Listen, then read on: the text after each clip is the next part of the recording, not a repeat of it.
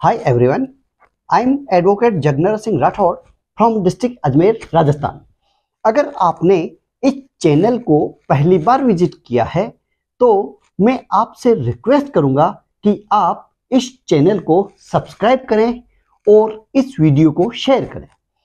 इस चैनल के द्वारा कानून की जटिल प्रक्रिया और उसकी भाषा को सरल शब्दों में आप तक पहुंचाने के लिए प्रयत्न किया गया है, जो शायद आपकी कानून की जानकारी बढ़ाने में मदद करेगा।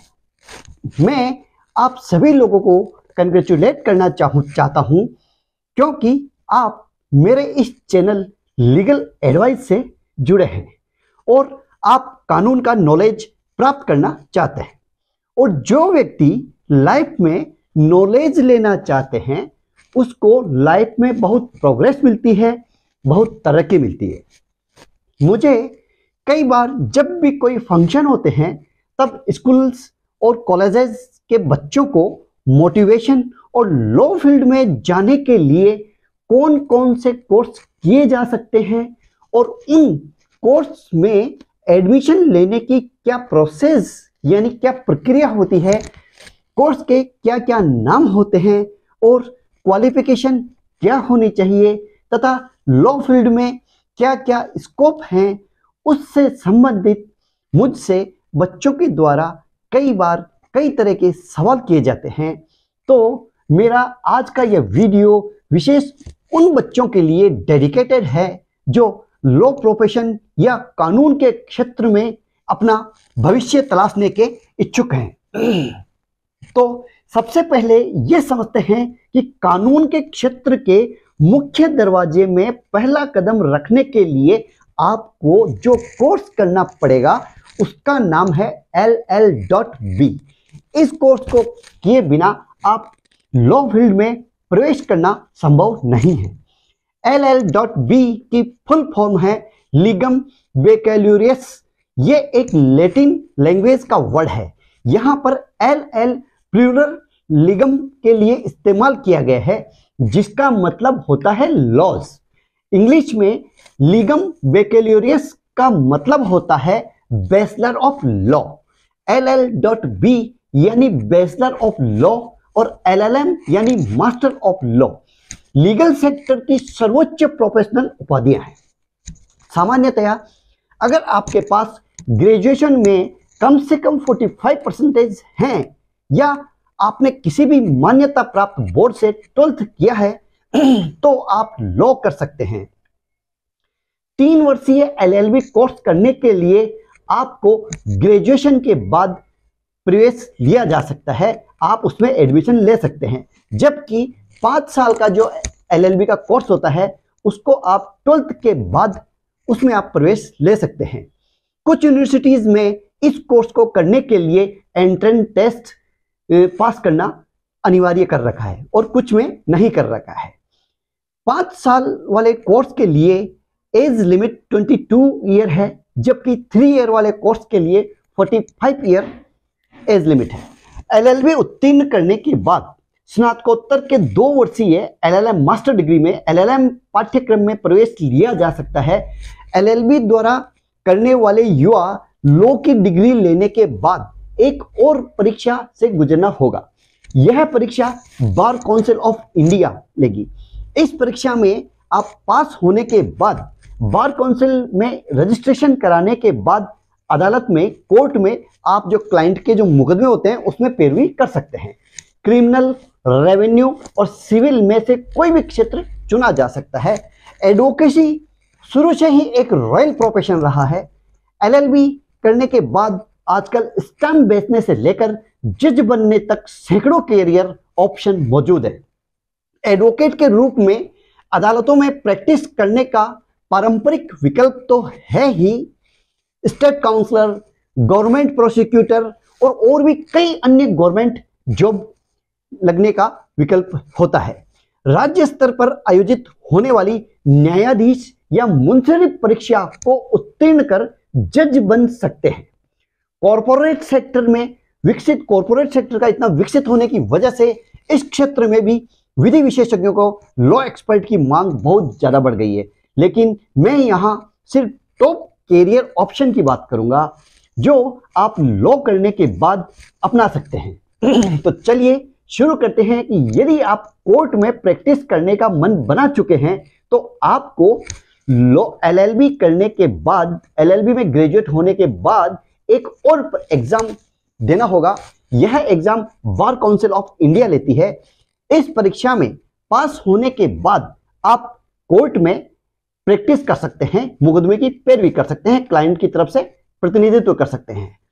लॉ की पढ़ाई करके बार काउंसिल में एनरोल होने के बाद शुरुआती दौर में किसी एडवोकेट के साथ जूनियर असिस्टेंट के रूप में काम करना होता है। इस दौरान फाइलिंग, रिसर्च, जो कोर्ट में डेट्स लेना और जो नियोक्ता वकील के साथ अदालत की जो कार्रवाई होती है उसमें हिस्सा ले सकते हैं।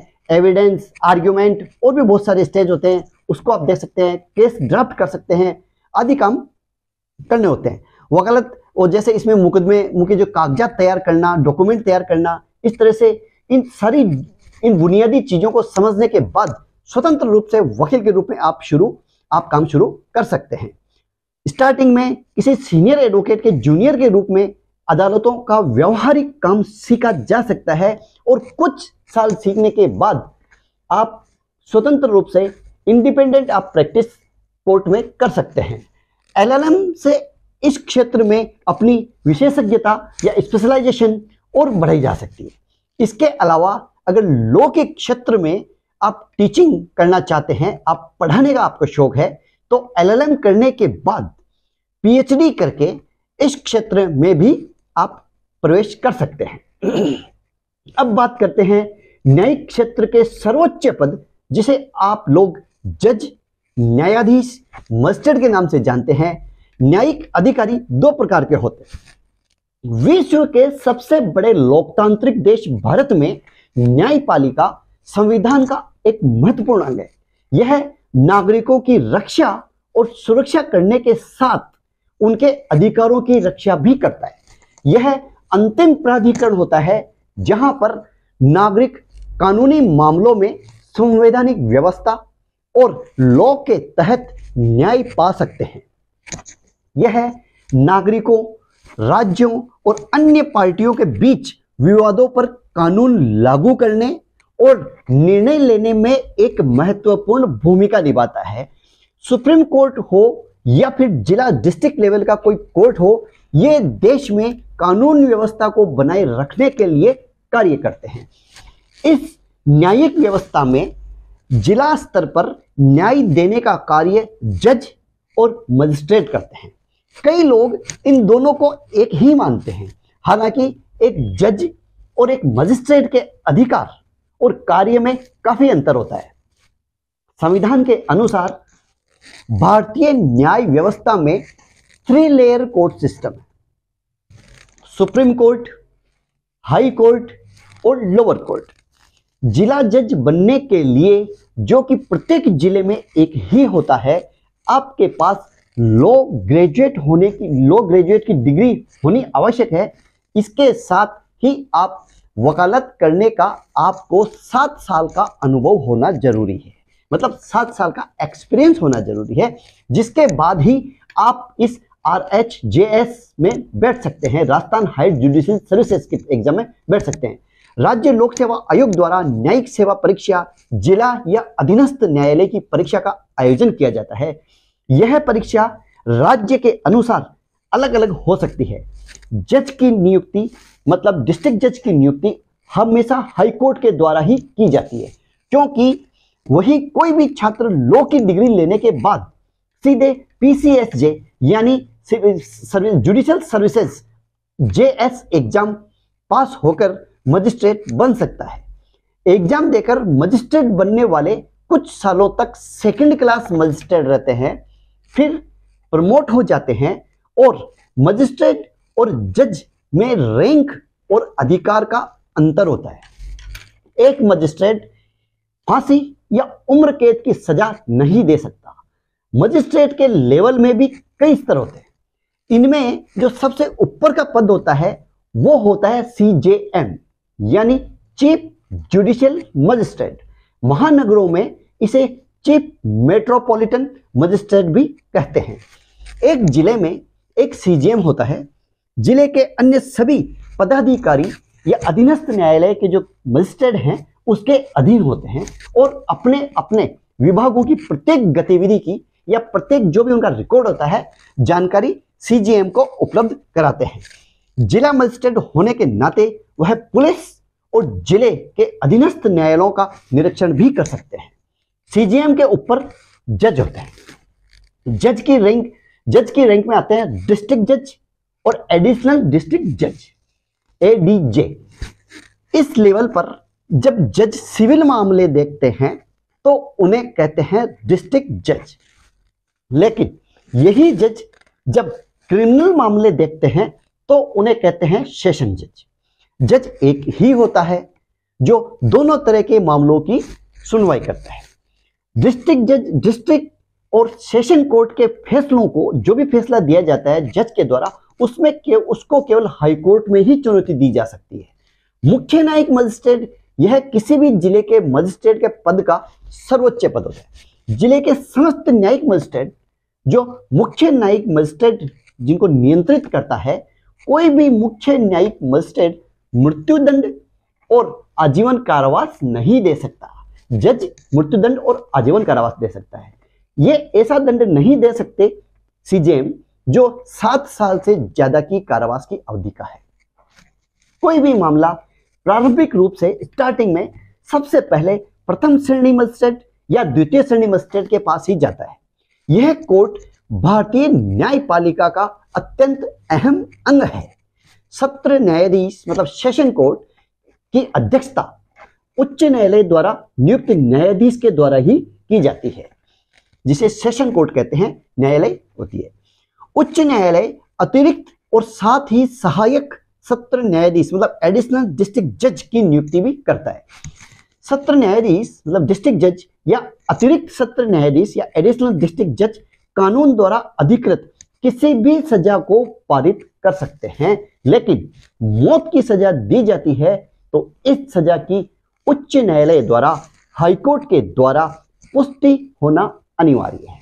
तो शायद आपके ये समझ में आ गया होगा कि कानून के क्षेत्र में कानून की डिग्री लेने के बाद जो लगभग लॉ स्टूडेंट की फर्स्ट चॉइस होती है वो है न्यायिक अधिकारी बनना, और वो कैसे बनते हैं जिसे मैंने अभी आपको समझाने का प्रयत्न किया है। यह वीडियो काफी लंबा हो चुका है, इसलिए अगले वीडियो में सरकारी वकील मतलब गवर्नमेंट एडवोकेट कैसे बनते हैं उस पर डिस्कस करेंगे। आई होप आपको यह वीडियो पसंद आया होगा। एनी फॉर द क्वेश्चन आप कमेंट्स बॉक्स में डालिए, मैं या मेरी लीगल टीम मेंबर्स आपको रिप्लाई जरूर करेंगे।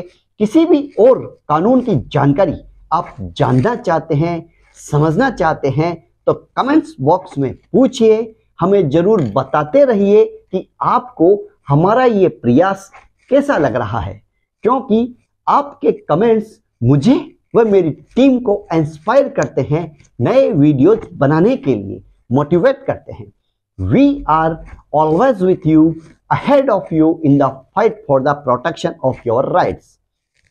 आपके अधिकारों की सुरक्षा की लड़ाई में हम हमेशा आपके साथ हैं, आपके आगे हैं। जय हिंद, जय भारत।